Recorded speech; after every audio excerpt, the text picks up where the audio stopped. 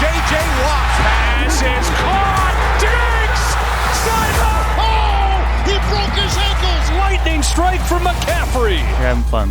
We get to have fun here. This is what it's all about. We have one game left in the 2025-2026 NFL season. Just one. And it is Super Bowl 60. It is in Santa Clara, California, home of the San Francisco 49ers. And it will have the New England Patriots taking on the Seattle Seahawks. Super Bowl 60, the Super Bowl 49 rematch. We all know how that one went down. A little Malcolm Butler, a little no Marshawn Lynch handoff at the goal line. An infamous Super Bowl. The rematch, just 11 years later. Welcome into the show. Welcome into the Swank Tank. It is Monday night, January 26th. The NFC and AFC championship games have ended. They have concluded, but man, were they fantastic. Both teams winning by just a slight margin, 3 points and then 4 points. Welcome into the show. Welcome to the Swank Tank. I'm your host, Ryan Swankowski. We have a phenomenal, quick episode for you. Full recap of the AFC Championship game, full recap of the NFC Championship game, thoughts, post-game analysis, my in-depth personal analysis, main takeaways, all that good stuff from these two games. Welcome to the show. If you are not already, please make sure and go and subscribe/follow to all of these socials at the Swank Tank, YouTube, Instagram, TikTok. That's where you'll find us at the Swank Tank on all platforms. Trying to get to 1,000 followers on Instagram before the Super Bowl. We're right at 900. We're so close to it. Please make sure go follow and subscribe. Again, full NFC and AFC Championship game breakdown coming right at you. We start with the first game at Mile High Stadium. Patriots at Broncos. So let's do it. Also, real quick, as we move into the offseason, I am looking to hire a YouTube producer. This would include graphic creation. This would include, obviously, editing our videos themselves, uploading, clipping, everything and anything YouTube. I am hiring a YouTube producer. If you are out there listening or watching and you are interested with some background and with some talent in those areas, hit me up. Hit me up. We are on the search. The offseason, we got a lot of big things planned. Consistent episodes, of course. More social media outreach, higher production, more graphics, whole upscale. That's what we're working on this offseason with continued episodes as well. Appreciate you being here. Appreciate you being tapped in as always. The New England Patriots go into Mile High Stadium in Denver. I believe it's still called Mile High. If it's not the actual name of the stadium, everybody calls it Mile High. So I'm just going to keep calling it that regardless. Patriots win this game 10-7. They are AFC champions in the old 2026. They're back like they never left. You know, New England fans, I don't know how you do it, right? You guys were in the dumps for so long. What a long rebuild you had to go through. Just such a tough time being a New England Patriots fan, man. You know, I don't know how you guys, for that stretch of not making the playoffs of, what was it, like 4 years? I don't even know because it's been so long since you last made it. 3 years, was it? 2 years? Something like that. You know, I don't know how you guys did it. It's hard to deal with. So kudos to you for sticking it out, and kudos for you for sticking by the Patriots side. You know, being a true super fan that you are. It's been a rough previous, stretch for you. So congratulations. I know it's been hard. Let's start here with the winner. Drake May, 10 of 21, 86 passing yards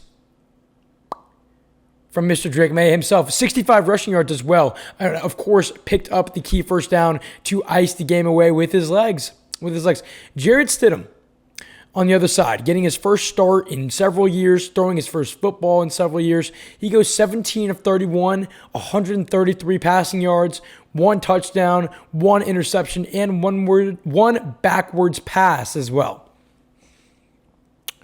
Did you think that was a backwards pass? I did. I thought they got it correct. Some people are wanting to argue this. It's a backwards pass. And let's be real here. It should have been a touchdown. That whistle being blown was idiotic. Let the play out. Just in case that was a backwards pass, which it was. Just in case, you never know. That should have been a scoop and 6 for New England. So the Broncos honestly caught a break in that moment. We'll touch more on this play here in a little bit. But honestly, the Broncos caught a break in that spot because that was definitely a backwards pass. Should have been a scoop and score. New England then went on to score anyways. But in the moment, should have been a scoop and score. Let's go over the team stats from this game. Actually, scratch that. Let's go over the game stats. So accumulative stats from New England and Denver in this game. 23 total first downs in this game. 23. That's it. 387 total yards. 3 penalties in the entire game combined for 10 total yards. And there was 8 3-and-outs along with 8 total sacks. What an interesting game we had on our hands here. Of course, injuries, especially obviously with Bo Nix being out of this game, had something to do with that. Weather, the main factor, especially in the late third, entering into the fourth quarter, being the main factor. There was a point in this game I could barely see the ball on TV.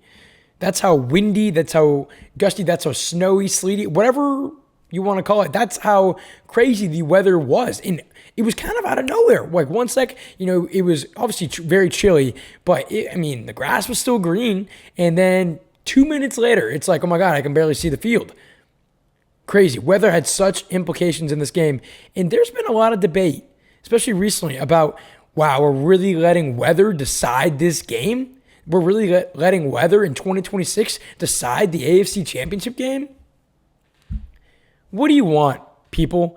Pick a lane, pick a side. Because if you're saying that we can't have weather impacting the 2026 AFC/NFC Championship games, you're saying we have to take away home field advantage. Home field advantage in the NFL playoffs might be the most slept on thing in any sporting event, in any playoff sporting event, any playoff situation in a professional sporting event ever. It plays such a factor, and that's why throughout the regular season, winning the number 1 seed, getting the 2 seed over the 4 seed, getting the 2 seed over the 5 or 6 or 7 seed, whatever it is, plays such an important factor, especially when you're a team from the South trying to go and not play in the North. The Texans ran into that issue. New England, luckily, they play in the Northeast. They're used to the cold, so is Denver, but in the NFL, weather plays such an important part. If you want to take away the weather down the stretch, how about you win your freaking games in the regular season? Right? You guys know me. I'm a Texans fan. And it stinks when I have to see my team year after year after year go up to play New England or go play Denver, go play Pittsburgh, go play Baltimore, go play Kansas City. These are all places that are 30, 20, 10 degrees come January and February. I'm not going to sit over here and complain about it because my team didn't do enough to not have to worry about the weather. I get it. This is different, right? Oh, both these teams are used to the cold. They're like, it deciding the game shouldn't matter. Pick a lane. Pick a lane, because then you're getting rid of home field advantage down the stretch, right? For these northern teams, you got to pick a side. Pick a side. And for teams complaining, there shouldn't be any complaints about weather in 2026. It's even on both sides. It's even on both sides. So I get it. They both have played in the cold. Obviously, majority of the year, New England, Denver, totally get it. I get it. But don't be complaining about the weather in these games because, one, it's even on both sides. And, I do hear your argument. Why are we letting the weather play such a factor in these games? If that's your argument, you're saying home field advantage should be taken away. Not possible. Will never happen. Should never happen. No.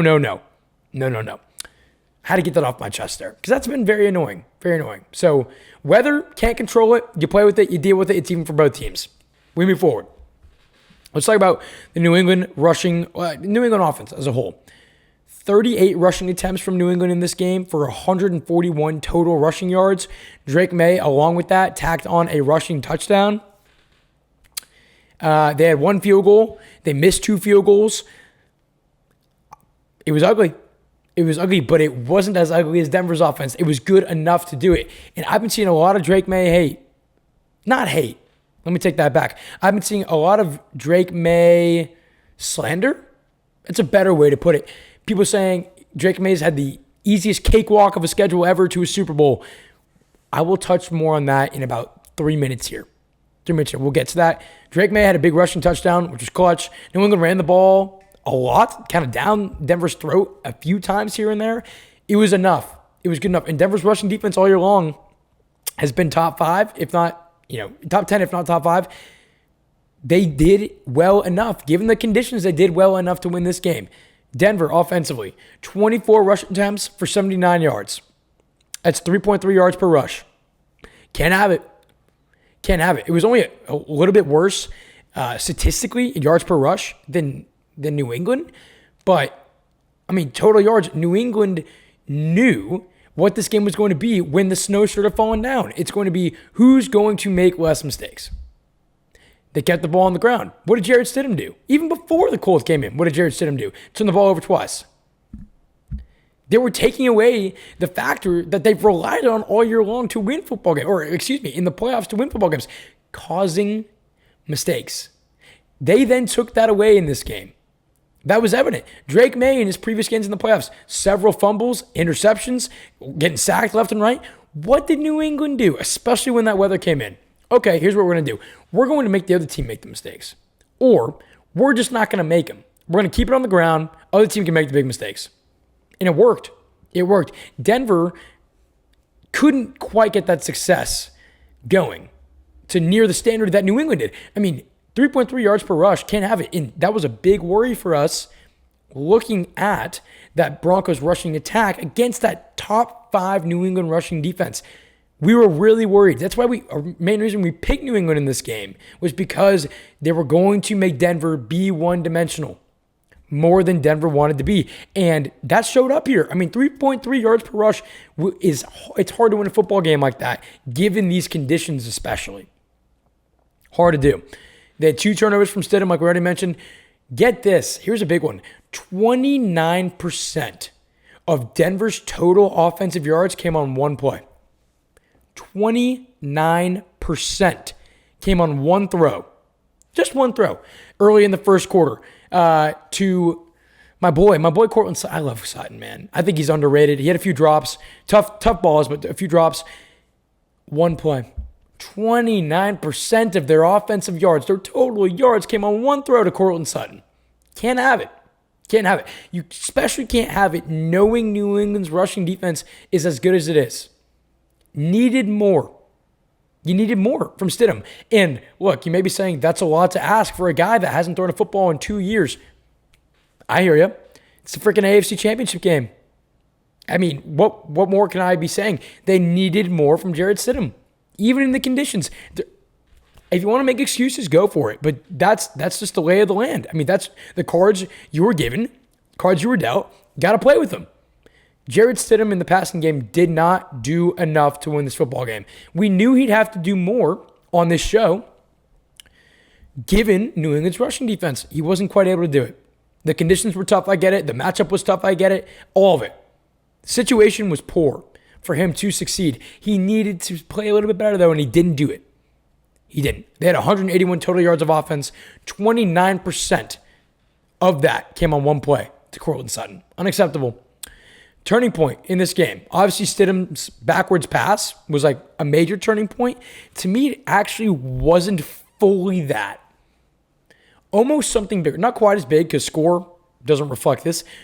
Well, it does in a sense, but not quite as big a swing as a score. It was actually the 4th down stop from New England earlier in the game. That, to me, was the turning point.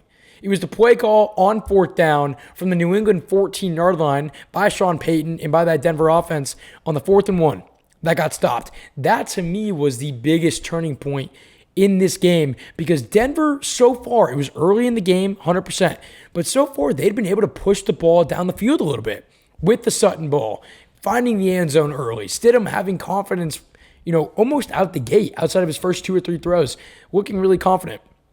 4th and 1, New England 14-yard line, and I liked the call. I'm not going to sit up here and be the guy that goes, should have kicked the field goal. No, because I actually liked the call. I thought it was valid. And you may be thinking now, hindsight, should have taken the points. We can always sit here hindsight and say, should have taken the points. I'm not going to say that because I liked going for it. I liked being the aggressor. You understood the situation that, okay, yeah, maybe we're not going to be able to get a lot of opportunities to score points, but how many opportunities are you going to get down in their red zone with a yard or less to go to keep the momentum going? I respected it. I liked that they were the aggressor in this situation. I did not like the play call. I hated it. Right when I saw it, I go, oh, this is bad. I hated it. You're trying to go east and west against a very good defensive front, and that's not going to cut it when you have a yard, maybe even less. Bring in Ellinger. Maybe do a little tush push. Stidham's got some muscle on him too. You got to go north and south there. You can't go full east-west. Hated the play call. Loved the decision. Hated the play call. I think that was the biggest turning point in my eyes in the entire game. Yes, you can make a big argument for the backwards pass. To me, in my eyes, it was actually the fourth down stop by New England on their own 14-yard line. That all happens. Halftime happens. Missed field goals, whatnot. We go into the snow in the mid to late third quarter. The Patriots' last 5 drives went like this. Missed field goal, punt, punt, punt, end of game. 6-play drive, end of game. Broncos' last 5 drives went like this. They went punt, punt, punt, missed field goal. It was blocked. Missed field goal, interception. It could not have been any uglier. Could not have been. In the fourth quarter, the longest drive was 6 plays. 6 plays. And it was New England to win the game. It was Drake May in the clutch with his legs to win the game. It's almost time to get into this. Almost time. But we talked, and by getting into this, I mean the Drake May slander. We talked about this Patriots W in our championship episode last Thursday, and I gave you 2 main reasons, and you can see the clip on the Swank Tank on all the socials. I gave you 2 main reasons why I chose New England. 1, New England's rushing defense was going to be way too strong, and they're going to make Denver be way too one-dimensional. That happened. 2, I said Drake May's clutchness. I mainly mentioned the passing game, don't get me wrong, but I said Drake May's clutchness would come up. And I said they're going to pull away in the fourth quarter. Look what happened. What happened? Drake May didn't have his best game in the air. Given the conditions, given anything. Did not have his best game in the air. They didn't need him to. He won the football game. People are being way too damn harsh on this kid, man. He's in year 2, but now is in his first Super Bowl in his second year in the NFL.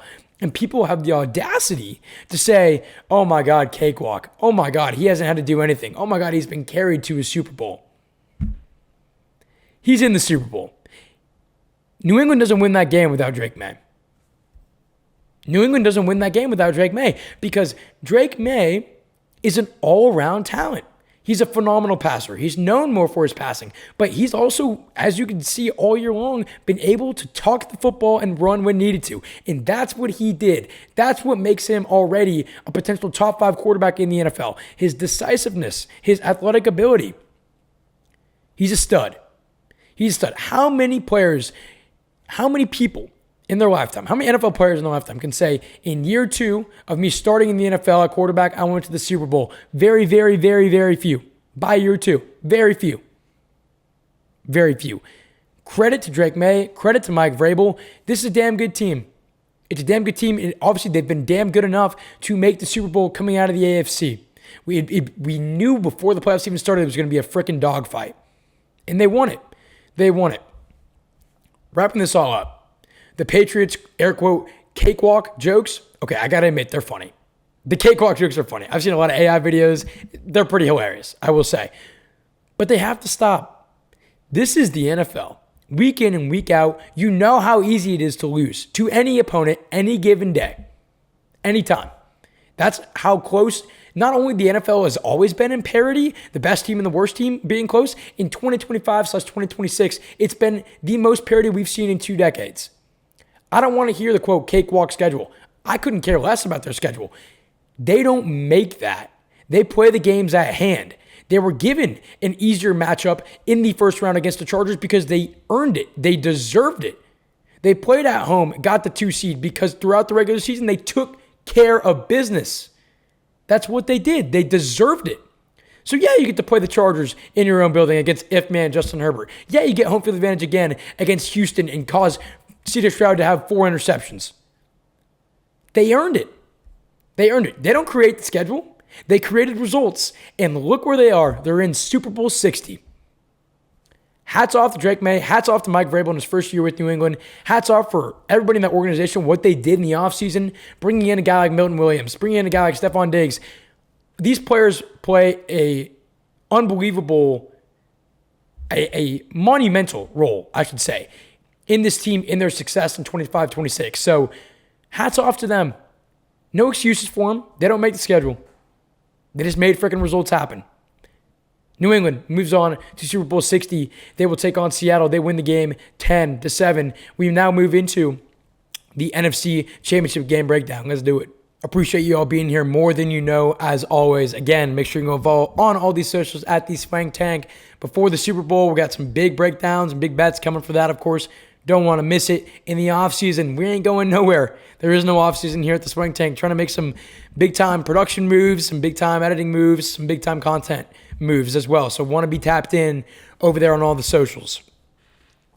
The NFC Championship game. What a game it was. What a round 3 it was between the Rams and the Seattle Seahawks in the 25-26 season. Seattle wins this game 31-27. They move on to Super Bowl 60 to take on the New England Patriots. And usually I start with the winner. This time we're going to start with the losers. Matthew Stafford, 22 of 35, 374 passing yards, 3 touchdowns, no interceptions. He played an unbelievable game. He's been doing it all year long. He's the MVP for a reason. He did what we all thought Matthew Stafford would do in this game. Sam Darnold matched him.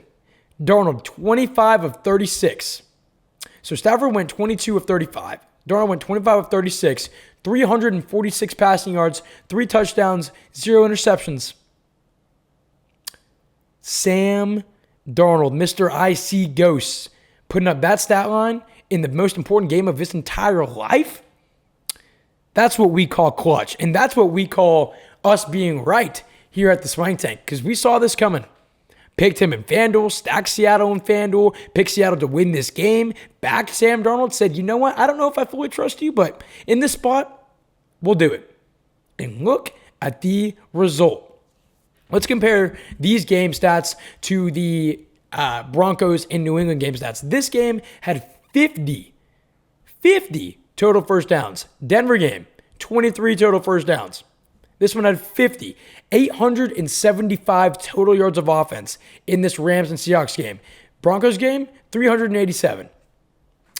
This game, 58 total points. Broncos game, 17.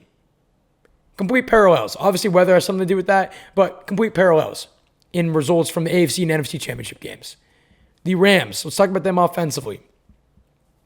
1 of 8 on third down is the stat that jumps right off the screen. That's the one, just right off the screen. That's the EP, the ear popper.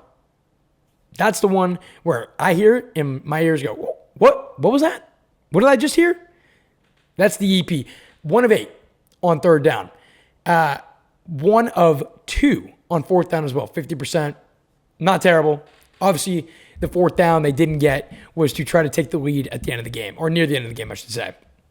So they went 1 of 8 on third down, 1 of 2 on fourth down, but they had 8.3 yards per play. They were averaging over 8 yards a play at Seattle. Unbelievable. Oh, give you the thumbs up. Apple, why does Apple give the thumbs up? If you're not looking, Apple did the thumbs up emoji. 8.3 yards per play, and you lost the game. You lost the game. And it's been the way the Rams lost this football game is a testament to their weaknesses all season long. We'll dive into that more here in a little bit. They had 1 huge turnover. That also correlates to what I just mentioned. But Puka, Adams, and Kyron all found Pater in this game. This was a primetime matchup of all the elite players in this game. If you stack them, you bet on them, you put lays on them, you put props on them, you probably cashed because Puka found the end zone, Adams found the end zone, Kyron found the end zone. for the Rams. Seattle, they went 7 of 13 on third down, much better than the Rams that went 1 and 8. Only 75 rushing yards, not great there, but 0 turnovers. That plays. JSN found the end zone. Jake Bobo found the end zone. Cooper Kupp found the end zone. And Kenneth Walker found the end zone. I mean, all of the big-time players. I mean, Bobo's only had 4 catches all year. Outside of him, I mean, the main guys scored. Walker, JSN, Kupp, Puka, Adams, Kyron. It was a battle of elite talent, of elite depth. And we talked about that about a month ago, how deep these teams are. When the number 1 option's covered, when the number 2 option's covered, when the number 3 option's covered, they have option 4, 5, and 6 that can still go out there and for you make a big time play. That's what both these teams were this season. Seattle just had a little bit more firepower and a little bit more clutchness in their own building. That's what it really came down to in this game. And what was this game's turning point? This one's evident. Maybe you thought the Denver one was evident. I kind of liked it to be, honestly, the 4th down stop again. This turning point was clear as day. Xavier Smith's muff punt. Can't have it. Cannot have it. And then, of course, the very next play. Third quarter, Xavier Smith muffs the punt, recovered by Seattle. The very next play, Jake Bobo, touchdown. Seattle goes up 24-13. I mean, you couldn't, if you're a Seattle fan, you couldn't have asked for a better swing than that. Right? You cause a turnover, next play, you put 6 on the board from that turnover. Perfect. The turning point, I should make a note of this. That was the main turning point, right? Xavier Smith's muffed reception there. It could have been Reek Woolen costing them this game. Reek Woolen, third down stop, he likes to go over to to the Rams bench, talk some talk, start barking at him, whatever the hell he was doing. He then causes a 15-yard penalty, moves the chains, first down for the Rams, which they should have been punting. Then the very next play, what does Sean McVay do? What does Matthew Stafford do? They go right at him. Reek Woolen runs over to the Rams sideline, starts running his trap, makes what should have been a Rams punt into a fresh set of downs, moves them 15 yards down the field. Sean McVay and Matthew Stafford go, okay, let's go right at him. And what do? Puka Nacua, 34-yard touchdown, the very next play. I know they lost this game, but that is badass. That's badass. And so you had a Smith muff punt straight into the next play being a touchdown by Bobo. Then later in the game, you get Reek Woolen in what is just cannot happen moment, right? You can't be doing this in the NFC Championship game. Reek Woolen running his mouth on your sideline to then 15-yard flag, 15 yards down the field.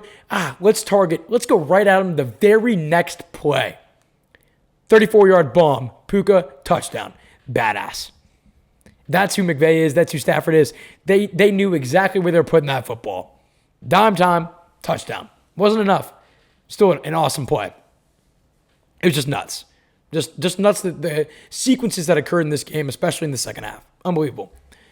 After that, Seattle's defense, like they have all season long, comes up clutch. They come up clutch in the red zone. They have not allowed a lot of touchdowns this year whatsoever. And through the early parts of this game, even in the third, early start to the fourth, they were allowing the best offense in football to move the football on them.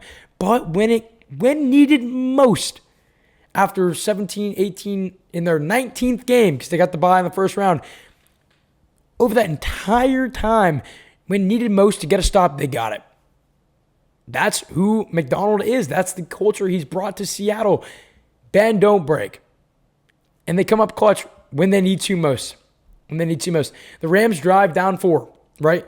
So they stopped them on 4th down to essentially close the game out. That's how the Rams lost this game. They went for it on 4th down in the Seattle red zone. Again, Seattle proceeded to stop them. On that drive, though, so that drive before getting shut down on 4th down and giving the ball back to Seattle, that drive was over 7 minutes long, and it had 14 total plays. They were wearing them down. I think it was 84 yards total. It was some very long drive, whatever it was. They were beating them up. 6 yards, 8 yards. However they wanted to move the football, they were doing on this drive. It ate up a lot of clock. It was a lot of plays. It was a brutal drive for the Seattle defense. Just punch after punch after punch. Down 4, right? Here's my issue with this. The last 2 throws by Matthew Stafford on this drive to go down and try to take the lead. They come up short on it, but to go down and try to take the lead, he targets Mumfield and Ferguson on his last 2 throws of this drive. You get this 7-minute drive, you get this 14-play drive, and the last 2 balls you decide to throw go to Mumfield and Ferguson. Look, they're open. I get it. Stafford obviously knows better than me by a clear 1,000 miles what to do with the football. All I'm saying is these are the 2 guys you go to when you have guys that you've trusted all year. Adams being the best red zone target potentially of like all time this year, leading the league in touchdowns. You don't throw it to him. Puka, who's obviously one of the best receivers in the NFL, going off this game in every game apparently. You don't throw it to him. You don't target Parkinson, who's had his best career year. I get it. The guys were open, especially according to Stafford. But that'd be eating at me just a little bit that we decided not to try to put the ball in our best players' hands. We didn't maybe make the best call to get our best players open. That's what gnaws at me just a little bit, is when they come up short, Mumfield and Ferguson get the last 2 targets. Even Coward out of the backfield had success in this game. That's where I'd be a little bit just like, if I'm Sean McVay. Maybe I should have done something more to get the ball confirmed in some of our best players' hands. That's what's kind of eating at me if I'm a Rams fan. That's how I see it, at least. It's interesting choices. But overall, that's not why the Rams lost this game. The Rams lost this game because their main weaknesses that we saw in 2025/2026 came to bite them. That's how usually the playoffs goes. They expose your regular season weaknesses more than anything or at more than any time else in the year, typically. And it was special teams and it was secondary. And special teams in this game obviously made the turning point in a bad way. Special teams didn't necessarily fully cost them this game. It turned the game upside down, though, for the Rams. They fired their special teams coordinator, Blackburn, a little over a month ago. Do you know how rare it is to fire a coordinator right before the NFL playoffs start? Do you know how rare that is? For a team knowing they're going to make the playoffs, for a team at that point almost getting the number 1 seed in the NFC, firing a major coordinator, that's a huge deal. It was a huge deal back in late December. It's a huge deal now because part of the reason they lost the game, special teams. Secondary also. I mean, that was their defensive weakness this year. It wasn't bad. It wasn't good. Their CBs were able to be exposed a little bit this year. You saw that in certain points. Bryce Young was able to do it a little bit. Caleb did it a little bit, but they made some big interceptions to combat that. The secondary kind of got cooked here against Sam Darnold and Quinn Kubiak. Kubiak, by the way, hats off to him, man. Hats off. He called a damn good game. But main point being, the Rams' biggest issues throughout the season really came to bite them when they, in the biggest moment. Those issues came to bite them in the biggest possible moment. That's what the playoffs usually does to you. Exposes your weaknesses. It's usually how it rolls. We chose Seattle to win by 3. They won by 4. I told you there was a chance we didn't need to trust Sam Darnold. Yet, he did in this spot. He was trustable. You knew it from the get-go in this game. You saw how comfortable he looked. He was trustable. The stats obviously reflect that. But if you watch this game, if you watch his first few drives, he looked so calm, collected, and comfy back there in that pocket. Yeah, he got sacked a few times. It was going to happen against that strong front with Fisk and with Verse. Like, they have some good guys that can get after the ball, get after the pass, the passer, I should say. Darnold looked really, really comfortable. He did, and it showed. And I think now you can trust him a little bit. That was the game, monkey off the back. That was the game he's no longer seeing ghost. I feel that in big moments, I can trust Sam Darnold. And I wanted to believe that before the game. That's why I chose Seattle to win. We were right. We went 2-0 on this show, people.